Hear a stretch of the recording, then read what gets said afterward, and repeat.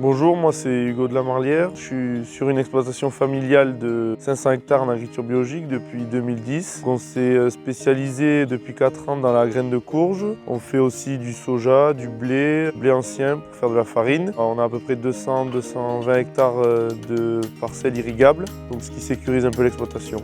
Voilà, donc on est dans une parcelle de soja qui a été semée aux alentours du 5 mai. On a semé ça à 3-4 cm de profondeur. Avant cela, on a fait des faux semis, on a fait 3-4 faux semis pour éliminer le maximum de mauvaises herbes. Ensuite, après les semis, dès qu'il est sorti de terre, on a passé un coup de houe rotative. Ensuite, on est au deuxième passage de RC Tri là, et ensuite on va poursuivre ça avec 2 passages de bideuse. Le premier passage de RC Tri, on l'a fait donc très lentement pour pas abîmer les sojas. Dans cette parcelle, donc c'est plus facile, on a des terres argileuses, donc le désherbage va se faire plus facilement, les pluies ne vont pas faire relever des mauvaises herbes. Contrairement au sable où c'est plus compliqué, où il faut passer, dès qu'il y a des pluies, il faut repasser l'RC Tri, donc c'est plus compliqué à gérer en bio. Donc là le but c'est d'avoir un décalage entre le stade de la plante et le stade de l'adventice. Pour que la RC Tri puisse être efficace, il faut que l'adventice soit beaucoup plus petite que le soja. Donc voilà, on est avec la RC Tri, les différents réglages de cet outil, ça va être l'agressivité de la dent. On va tendre plus ou moins les ressorts ici pour être plus agressif avec les adventices mais aussi la culture.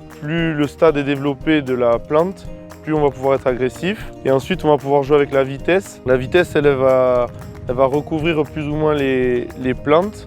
Donc on va varier au début, quand la culture est petite, on va rouler entre 1 et 2 km/h. Et ensuite, comme ici, on peut rouler à partir de 4 km/h. Ça va aider à la destruction des adventices. Pour le débit de chantier de cette machine, on est aux alentours au départ, quand on roule doucement, on doit faire 3-4 hectares à l'heure. Ensuite, quand on peut accélérer, quand la culture est plus grande, on peut atteindre les 6-7 hectares à l'heure. Cette machine elle nous a coûté, on l'a achetée il y a 3 ans, elle nous a coûté environ 30-35 000 euros. Après nos 2 passages de houe et de RC Tri, le soja est suffisamment grand et maintenant on peut commencer à biner. Donc on est en train de le biner là, et la bineuse avec les doigts cresse va finir d'arracher ce qui reste sur le rang.